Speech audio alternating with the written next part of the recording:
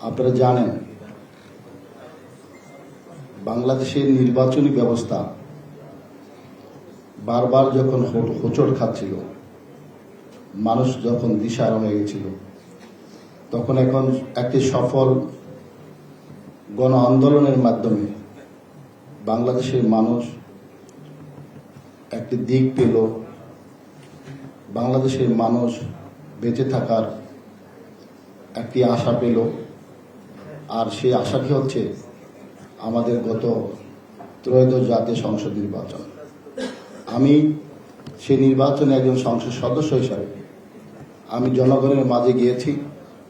আমি জনগণের ভাষাটা আমি দেখেছি, জনগণের ইচ্ছার প্রতিফলন আমি দেখেছি। আপনারা জানেন যে বাংলাদেশের ইতিহাসে